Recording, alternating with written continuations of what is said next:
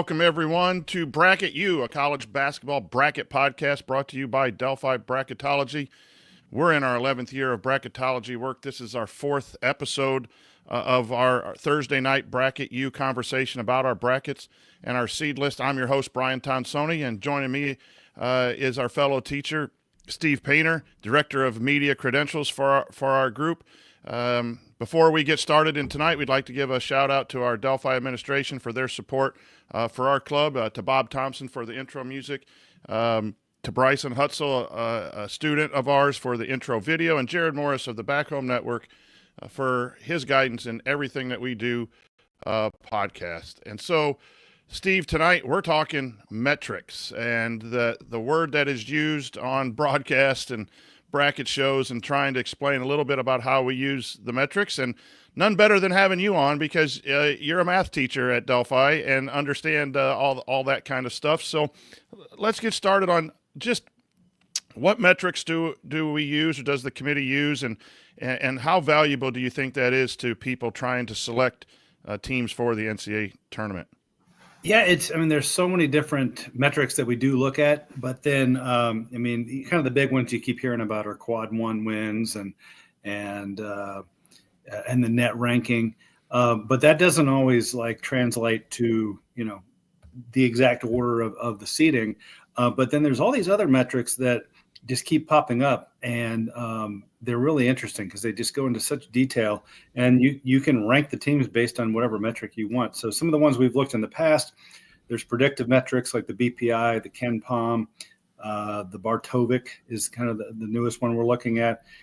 And you can look to see how each team ranks in that. And then there's a new one we're going to talk about called the wins against the bubble, WAB, I guess you could call it. There's so many different things, but we're starting to look more into it, especially when you look at the process of scrubbing, and you're trying to just compare two teams, and you look at all the different metrics, and sometimes it's so hard. But then you look at maybe some of these other predictive metrics, and that might be the tiebreaker. So we're starting to look more into it. We have had a lot of success starting out with quad one wins and quad two wins, and I think the committee does value who you play and who you beat and where you beat them. I think that's very valuable, and I think that goes into all the mathematic formulas that are on the team sheet as well. You got to win games, and you got to have good scoring margin in some of the predictive metrics. Winning by big margins helps, and there's some negativity to that when you blow out some opponents early in the season, boosting some of these metrics. But you're absolutely right, and I'm glad you pointed it out, that the NCAA committee selects their teams, their at-large teams, and generally that'll be teams 1 through 46, the 11 seed line, when you have some top conference winners put in there as well. And then they scrub, and they actually scrub even the 68 team to the 67 team. And what that means is comparing two teams that are right above each other in the voting process when they get voted in. And then they move one team up and another team down, and then they take that team that moved up and they evaluate them against the very next team. And it's not jumping up 8 teams or 9 teams. And in that scrubbing process, sometimes you have numbers that don't add up. And we are a society, we mention this all the time in our Power Hour students, our committee that works on Tuesdays and Thursdays. It's hard to see a 2 in quad 1 versus a 7 in quad 1 and see how they're even comparable, because 7 is greater than 2. And in most sports, there is a standings board that is wins and losses, and not these other metrics and other considerations. And so what's nice about these metrics is that you can compare teams that have just a variety of data that are just close, and it might make the difference. But you brought up wins against bubble, and what I like about that is it does give us a ranking, supposedly, of what the average bubble team would do against the conference on that team's schedule. So, Arkansas is a team we're going to talk about probably tonight.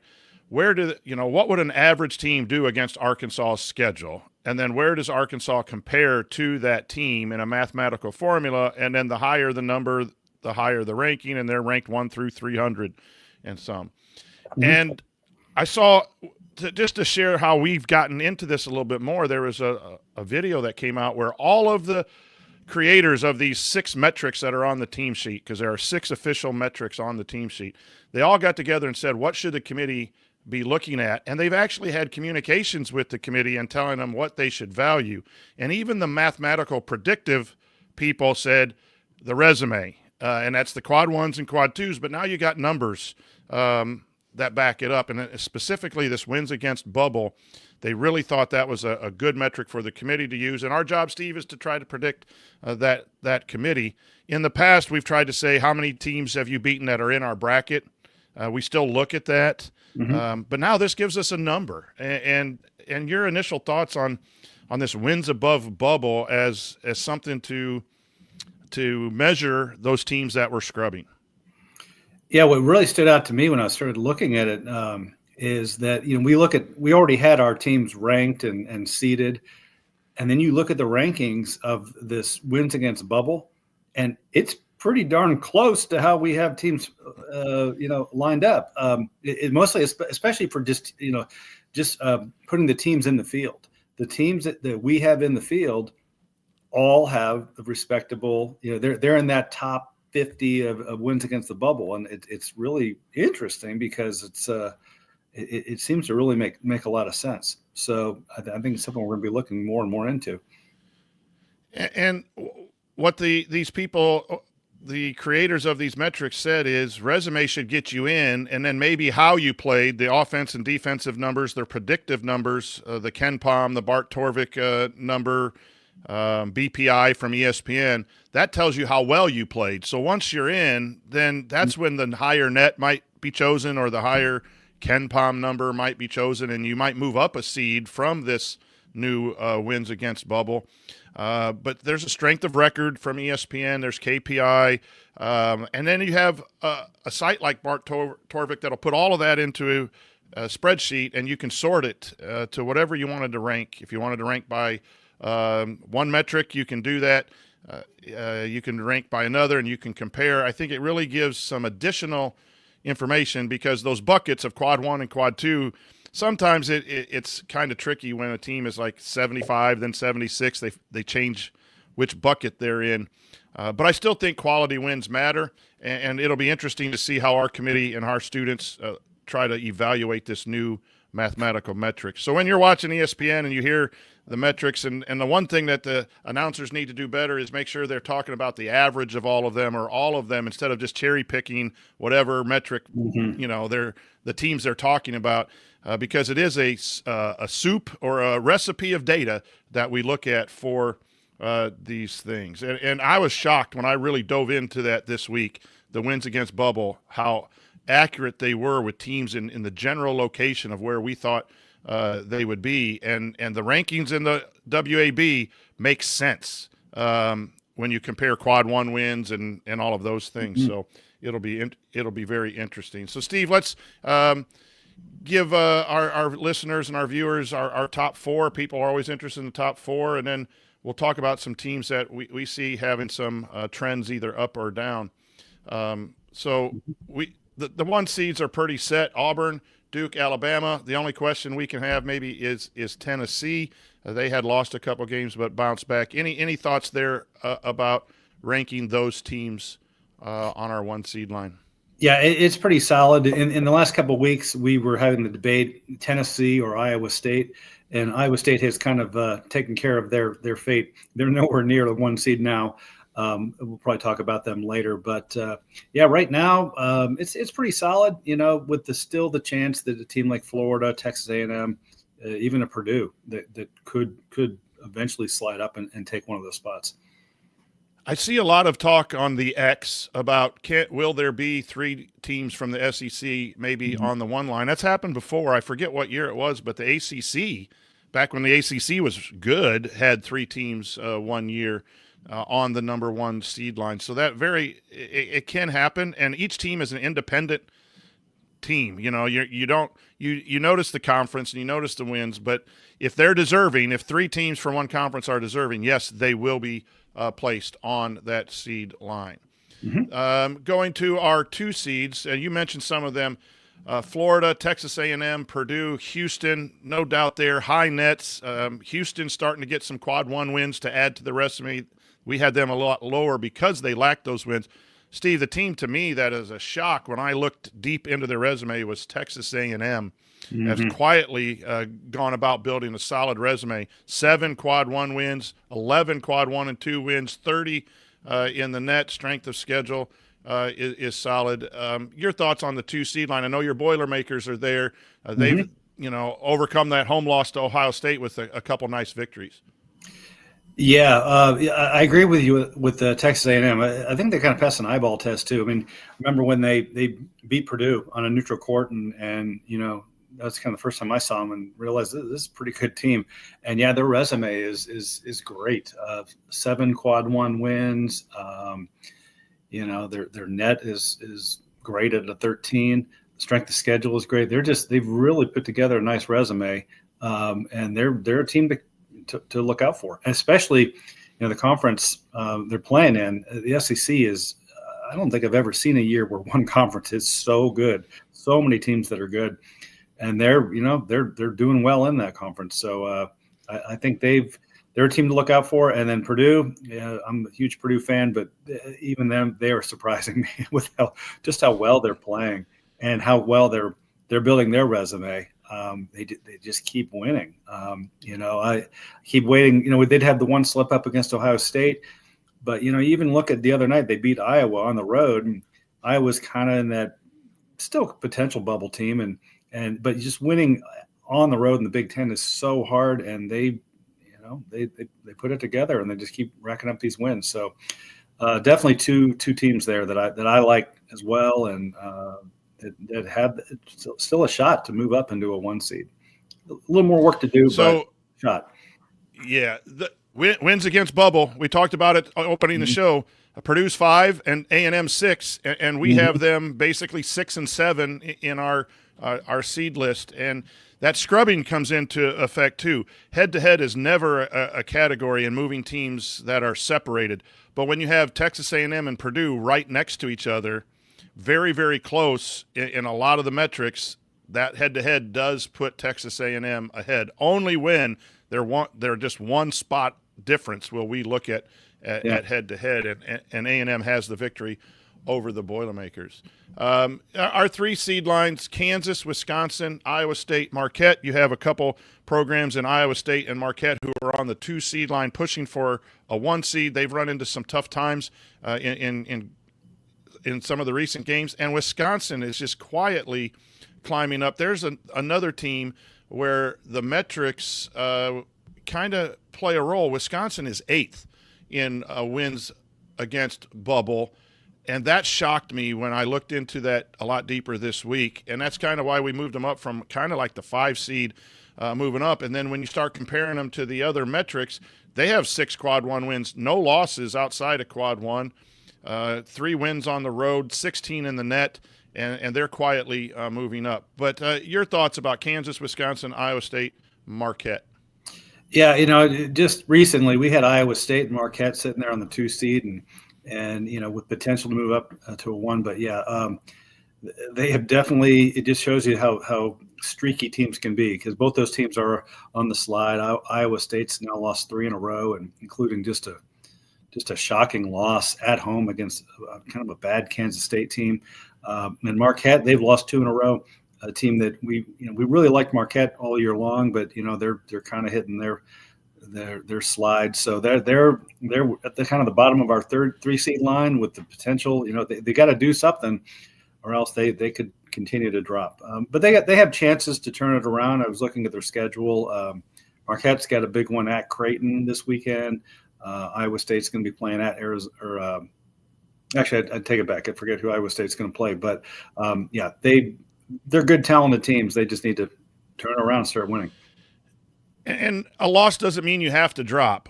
But when you lose 3 in a row, other teams win. And when you're talking about the 1 through 4 seeds, they're relatively tight. We have 3 teams on the 1 seed line that are way above everybody else.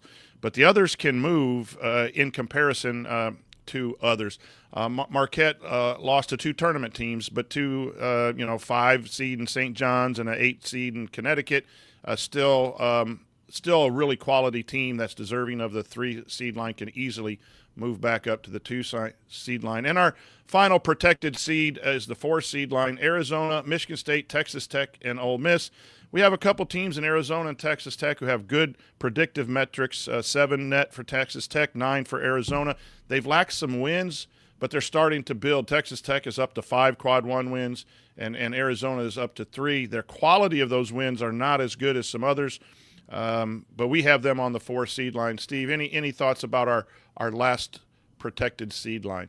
Yeah, I like Texas Tech, and they're kind of a team that's quietly just been climbing up. They've won 7 in a row now, and 9 of 10. Their only loss was against a good Iowa State team at the time.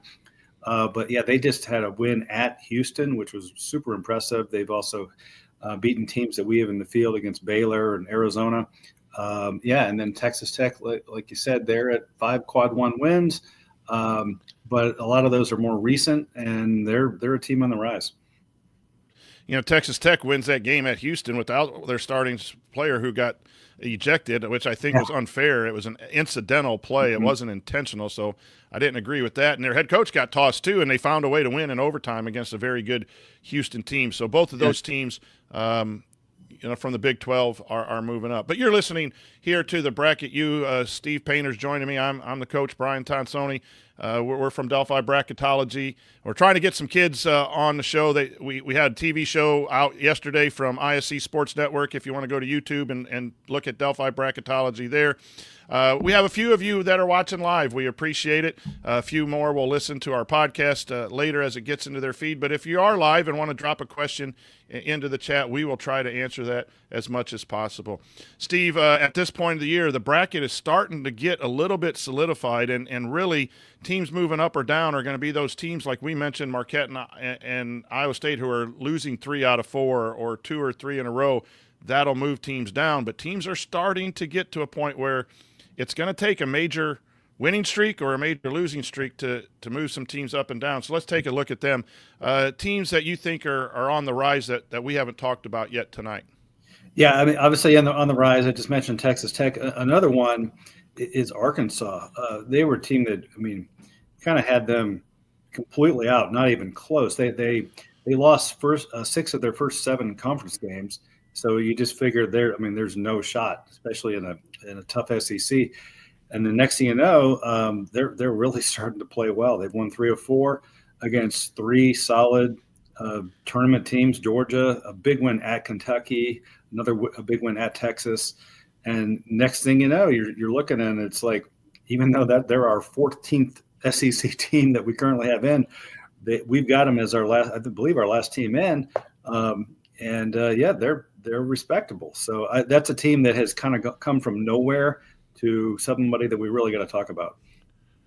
So when the topic of the show today is those metrics. They have 3 quad 1 wins, Arkansas, but when you look at wins against bubble, they're 45, and that is absolute cut line. Yeah. We try to rank the top 46, and usually 45 and 46 are your top mid-major or smaller one-bid conferences. So Drake is in the top 46, and then UC Irvine is just below that in 47 in our rankings. Drake and UC Irvine are in the top 46 in wins against bubble, and there's Arkansas now at 45. And if you use that metric as a selection process, you put Arkansas in, and that's kind of what we did today in our meeting. So they're going to have to keep winning. I know they got Alabama and Auburn coming up. They are in a dangerous spot when you're in a good conference too, because you can't coast. They've lost a lot of games early, as you mentioned. For me, St. John's is the team that we're moving up. We have put a lot of emphasis on quality wins and quad 1, and they had a decent net in the 20s, but they really didn't have many quad 1 wins. And this is where ranking people gets difficult, because we have St. John's now as the 17th team overall, the top 5 seed. They're 17th in wins above bubble, which tells us we're in the right spot. But there are only 2 and 3 in quad 1, and 2 spots below them is Kentucky at 7 and 6, and that's that old sports guy in me, Steve, where 7 is better than 2. How can you have 2 ranked better than 7? But you go to quad two, and now they have 5 wins to Kentucky's 0 in quad two, and the strength of that wins against bubble metric. This is where you have different pieces of resume data, but one team might be slightly ahead. But St. John's had a really good win, and I watched that game. They are great defensively. We talk a lot about data and not a lot about the basketball. But for those of you listening, they really guarded, and I think that wins in March. And Patino, whether you love him or hate him, is really getting the job done there at St. John's. So they're a team that is moving up. But if we move teams up, Steve, we got to move teams down. Who catches your eye as a team that's really struggling and needs to turn things around? Well, I kind of touched on it earlier. Iowa State, which was a team that was just cruising, and all of a sudden they've hit the skids. Losing 3 in a row, and they're all by double digits. The worst one was obviously the home loss against Kansas State. They lost by 19, but then they've also lost at Arizona double digits. So it's a team that super talented, was still, I guess, just a week ago was in contention for a 1 seed. They can certainly get back up there, but they've got to do something because they've hit the skids lately.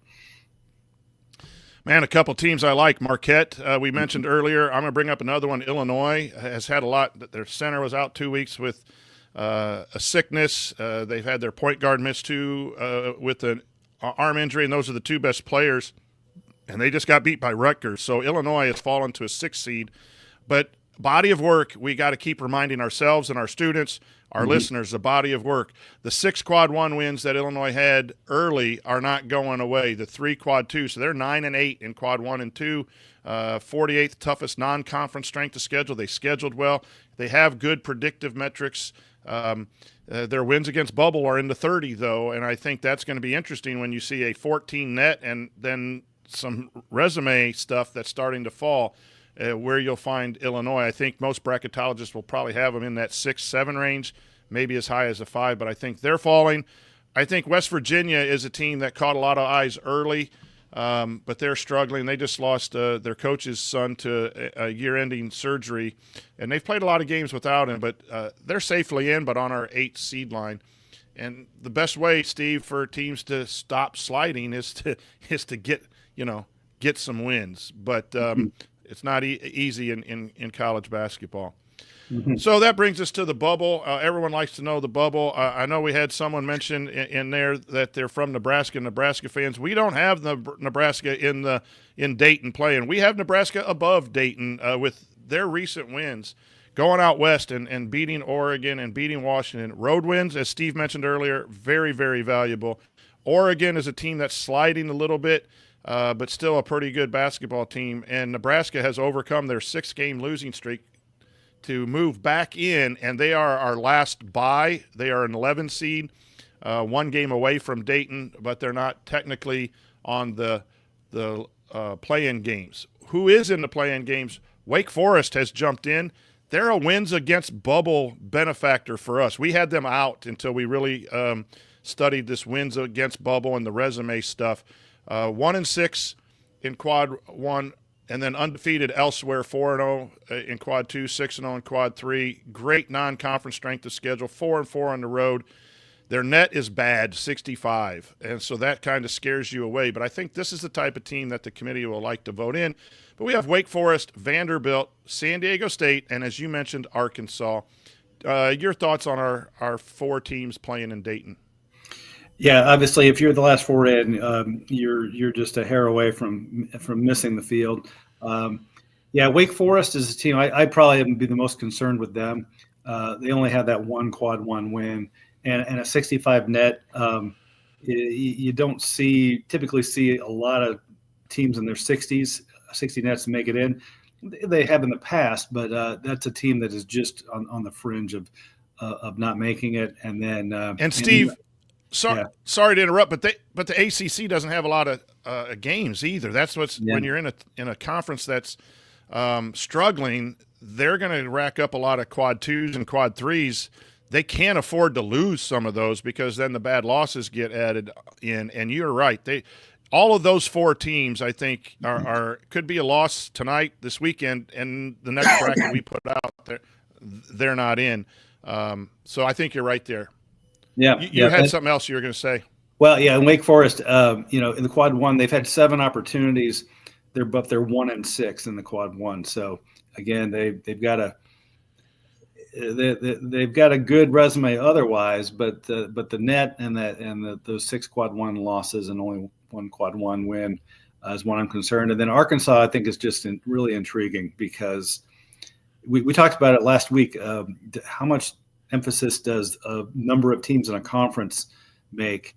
Right. And we've got them as a 14 out of 16 14. teams SEC as in, and the resumes say that they probably should be in, but then you wonder, like, will the committee actually do that? Put almost an entire conference in the field. So again, it's gonna be really interesting to see. Of course, they'll probably just play it out, probably decide their fate, because being in a conference that good every single night is an impactful game. So and it may come down to the conference tournament too. Teams that, if Arkansas can make a good run, then they're in. If they're one and done, then maybe not. Steve, you again make a great point. From our 10 seed down, so there are 9 teams in 10 and 11 seeds, 4 of which are in our play-in games. 4 of them are from the SEC. Texas, which got beat by Arkansas at home, right now is hanging on into the 10 seed line. Georgia got a win last night against LSU. They're on the 10 seed line. Vanderbilt's in the play-in game. The third team from being out, and Arkansas is the very last team we have in.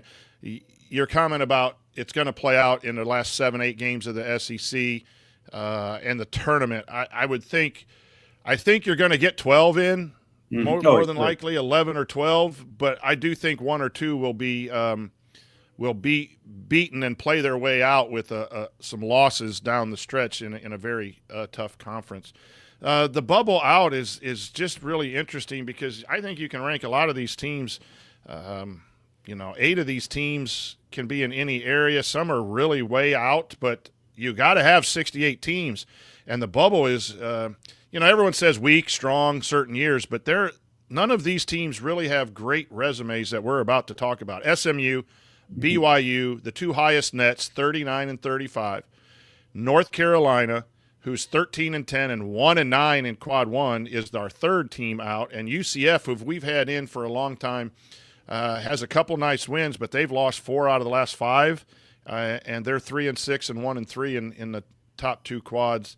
And then you have teams like Xavier, Arizona State, Pittsburgh, who have been in at some point, but again, you're talking 1 win in quad 1 for Xavier, 3 for Arizona State, 1 for Pittsburgh. If you want to throw my Indiana Hoosiers in there at the bottom of that mess, I think they're so far from being a tournament team, but they're 2 and 9.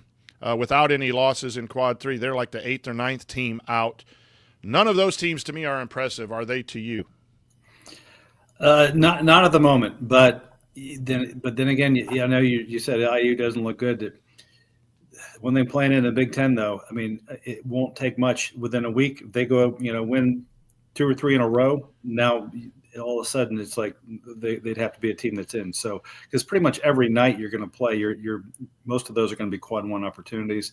But yeah, I mean, I'd agree. None of those teams we're looking at, SMU, BYU, UCF, none of them really stand out as like, how could we leave them out? They're all, they all have work to do.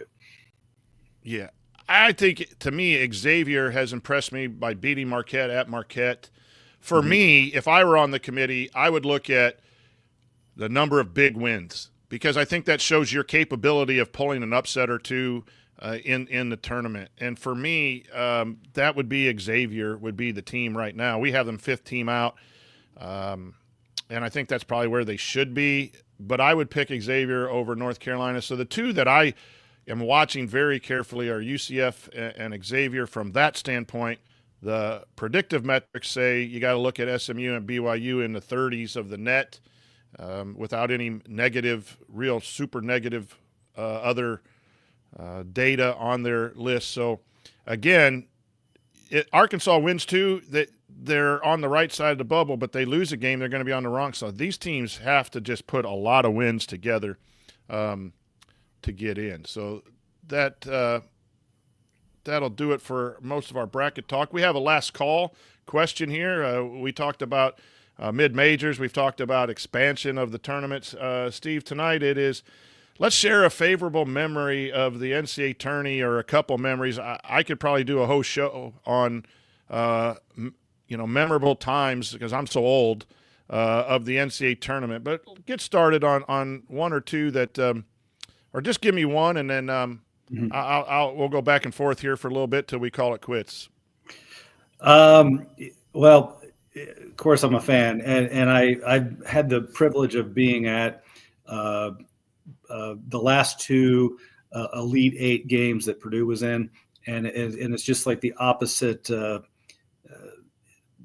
bipolar experiences of that we got. When they lost on just a miracle shot to Virginia, they were literally about 1.2 seconds from going to the Final Four. It was just a devastating loss. But then, this past year, just being there in Detroit and watching them in a tough, close game against Tennessee and winning it, that moment of realizing that Purdue had beaten the drought and was going to the Final Four, that's one I don't think I'll ever forget. It was as a fan, and just a memorable experience. That Purdue win over Tennessee was just enormous for me. For me, as a national championship in 1987, as a student in Bloomington, and watching that game, I wasn't there live, but I was in Bloomington and rushed the fountain and jumped up and down and had a good time celebrating that. But nothing beats going to a tournament game, whether it's media or a fan. I did go to the first couple of rounds that year in Indianapolis when you're following your team. Those are very memorable things. I'm going to throw it back to you after I give you this one, but in 1992, I was at a, I think it was was it a bachelor, a wedding shower, or maybe a bachelor party? It might have been, but that was the Kentucky, the Duke Kentucky game where Leitner caught the pass and turned around and shot it. Like, man, there are so many great buzzer beaters and so many great upsets in the college game. That's why we love what we're doing. And it gives us a little more insight about how those things get paired up. But we could go on and on for forever about that. And it's just really awesome, those first couple rounds, to try to see who's going to win a game and advance, and who might pull an upset. But is there one game that's not a Purdue game that sticks out to you in watching college, the March Madness?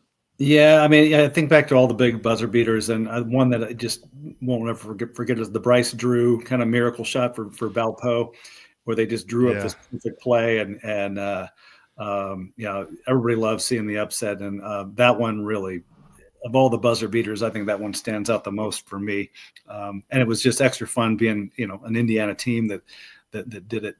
But yeah, the buzzer beaters are the ones you remember the most, and that was my favorite. If anyone listening, you have a chance to go the first, second rounds when they're in Indy or Milwaukee, I think they're in Milwaukee this year, in Cleveland, close drives, take a chance and go. Indianapolis hosts some regionals. I've been to that, the Sweet 16 and the Elite Eight games, and I've been to a couple Final Fours when they're in Indianapolis. I'd like to go to a Final Four in another city at some point. I think, obviously it's Super Bowl week, and you have the Masters, and you have the World Series, and you have all these things, but the NCAA tournament just provides a boatload of fun. I'd love to go to the First Four in Dayton one night, just for the atmosphere of that, and that's a relatively short trip. So, Steve, thanks for talking metrics and brackets, and for all that you do with our media credentials. It's really expanded our club, and we'll probably talk with you again next week. Looking forward to it. So that's good. That's going to do it for this episode of Bracket U. Again, you can find our work at DelphiBracketology.com. We put out a seed list and a bracket every Tuesday and Friday. We have a internet TV show with ISC Sports on Wednesday evenings. It's taped on Tuesday, comes out on Wednesdays. You can find that on YouTube. We go live here at 6:30 on Thursdays leading up until championship week, when we'll be at the Big Ten tournament covering that. So we won't have a show that week, but check into us. Contact us on Twitter at Delphi Brackets. We'd love to answer your questions and tell you how we can interpret your team going forward. Again, thanks to everyone involved with our club. And until next time, happy hoops watching.